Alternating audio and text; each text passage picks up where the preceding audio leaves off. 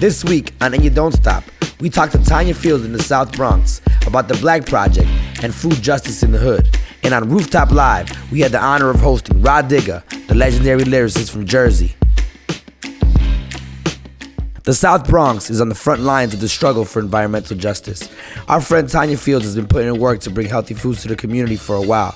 We took a visit to Mothers on the Move and got to build with her. So the BLK Project is about creating economic development opportunities for marginalized women and children of color through the local and good food movement. So essentially what that means is like we're trying to kill two birds with one stone.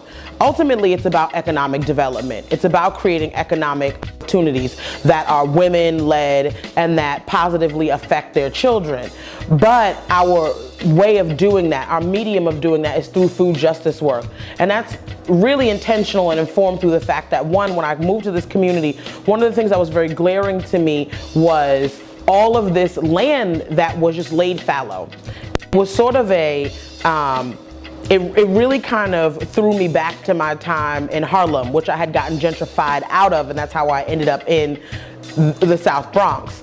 And it was all, in the 80s and the 90s growing up, there was all this land available, and it just kind of sat around. And before you knew it, gentrifiers were coming in, speculators were selling off this land to create housing for gentrifiers.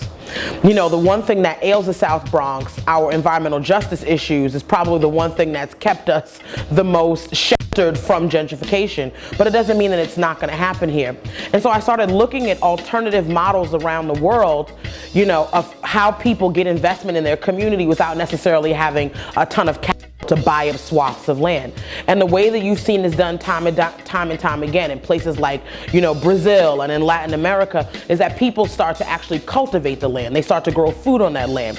Simultaneously, when you're talking about people who are resisting, people who are struggling, you're generally talking about people who also are dealing with food insecurity. So of course you take that land and you cultivate it to feed your family. That's a human right? And so I started thinking about that too, thinking about my own interactions with the welfare system as a young mom and going to, trying to get my degree, and going to the welfare office, and at 10 o'clock in the morning, this mother is giving her kid Cheetos and Strawberry Quick. And it wasn't because she didn't love her kids any less than I loved mine, but 9 times out of 10, that's what she could afford. And so before there was all this consciousness and we started to actually coin this term food justice, I had been thinking about ways in which, and I wasn't even using that term yet, but for me, back in 2009, I was like, how do we get better food into our community, and how do we do it in a way that empowers the women and the children that continue to lead our communities, and how do we do it in a way that doesn't continue to capitalize gentrification, and how do we do it in a way that puts money in people's pocket? The bus, which was sort of lent to us through Wasay Community Farm, and then, which we're now vying to buy, is a former school bus with a deep social justice history. First it was used sort of as like this sort of, sort of this traveling home for like grassroots activists and sustainability. And it was used for prison bus trips, and then we sort of got a hold of it and we started using it to run a market.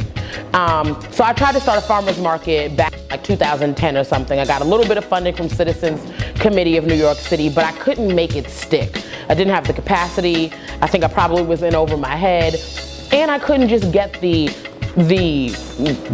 sort of groundswell from the community. Farmers markets are good, but they tend sometimes, because of the nature of our food system, to price people out of them. So it's great to go to a farmer's market, you see this beautiful heirloom tomato, but if it's $8 a pound, people on food stamps don't care if Jesus picked that tomato. It's too expensive.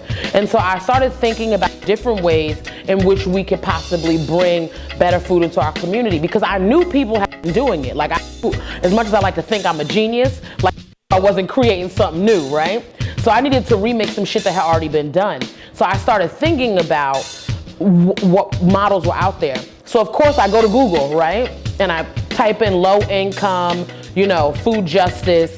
And all of a sudden I start seeing Fresh Moves out in Chicago, this old MTA bus where they're selling apples and organic strawberries on the west side of Chicago, right? I'm seeing, boxcar grocers down in Louisiana. I'm seeing, the name eludes me, but a mobile market out in Detroit. And I'm looking at places like Detroit and the west side of Chicago. And I'm saying to myself, if they can get folks to eat healthier food there, right, or more nutritious food there, I know we can do this in the South Bronx. You know, like, this is a great community where the language is already there. You've got people who already know how to do this stuff, right? So we just gotta harness that. And how do we have that intersection between accessibility and affordability and education? And so we started the South Bronx Mobile Market. We ran a pilot project last year during the winter, because I'm crazy, and our bus kept seizing up on us and freezing, and then we were having issues with the people who lent us the bus, which we still have ongoing. So we're trying to raise the money to buy the bus so that we actually own this bus, and have it be a real resource for the community.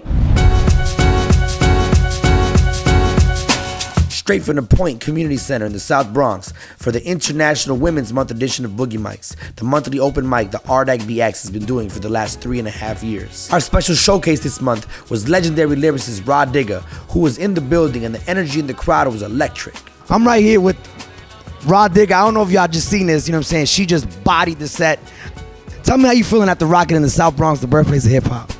Oh man, I mean, I was surprised. You know, it was such a younger audience, but they were hip. I mean, they knew all the Dirty Harriet stuff. I was gassed. Like, it just really motivates me to find like young hip hop enthusiasts and that really like love and appreciate the culture, and they not just following what's on the radio and stuff. Like, they're actually out there like seeking good music. So I couldn't ask for a better crowd. One of the powerful moments in the show, you know what I'm saying, I got goosebumps and all that, was when you did the joint Angela Davis, with the fist up. Tell us the energy behind, you doing that record. Well, the motivation from Angela Davis, well, I mean, I've always proclaimed myself as like the leader of the underground with the females, even from Dirty Harriet Day with the whole moniker of Harriet Tubman, Harriet Thugman, Dirty Harriet, like all of that comes from that. And I just felt like today in 2015, there aren't enough positive black female role models for hip hop artists and just people in general to look up to. I feel like nowadays everyone we idolize the Kim Kardashians and I just felt like I wanted to make a statement record to show people, hey, here is a positive influence in hip hop. Here is a aura that I took pride in embodying for a record. I feel like you got rappers making songs about, oh, I want to be Big Meech, I want to be, all of these other people. I felt like, hey, how about being Angela Davis?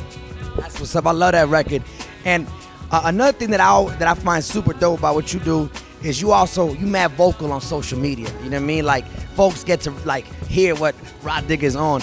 And I feel like you've been also very vocal about in a way like standing up for the culture of hip hop, you know what I'm saying? And as you saw in there, we really out here in the Bronx, we really try to hold it down. But tell me a bit about, you know what I'm saying, what motivates you to represent for hip hop culture in that way?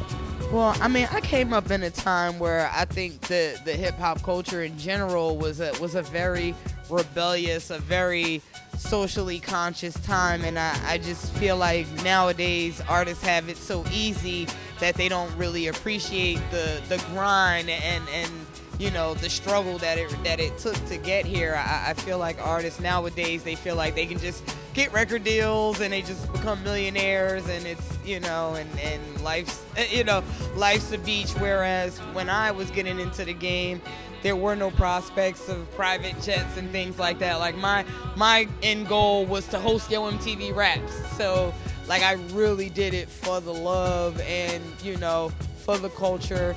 And I just I'm just glad that there are people that still that we can pass that on to, and they still appreciate it and grasp it, and it's it hasn't just been completely eradicated by material things and just all of the things that don't matter. Let's go, hip hop! Fist in the air, everybody! Yes! Yes! Yes! I'm Angela Davis! I'm Trayvon Martin! I'm Mike Brown! I'm Eric Garner! Put your fist in the air, people! Let's go! Leader of the resistance! And it's only for the thick skin running around this shit working with my bricks, man. When it come to spitting, got that 6 cents. And I don't think they know the difference. And I'm getting at my wits end. And then that real rap kicked in. And they wonder how it missed them. I'm Angela Davis, I ain't shaking my buns. I'm yelling power to the people and waving my guns. I be pumping that fist, I ain't running from shit. It ain't too many of them broads got the stomach for this. They worry about they stylists, worry about your talents. Build up your valence, expanding your palettes. Better find you a balance or that homegoing won't be as turned up as Howard's. Shit, I'm Angela Davis. And my all black floating through the matrix. They like, Digga, can you save us? But the lyricism escape us. You one of the few that kept it raw through the ages. You about the culture even more than the papers. And I ain't have to do that fake shit. I love my black features, I ain't trying to get no facelift. I'm Angela Davis, no perm. Mama had that straight and comb or slow burn. They don't know about me, well they gon' learn. They gon' learn how I had the infallible Lauryn Hill lighting roaches on the mic. Told Kim we write meth, we not doing ladies night. Told Range we success, we gon' be Nas and Jay. And if you watch with Bus, still his best to this day. I'm Angela Davis, I ain't Beyonce.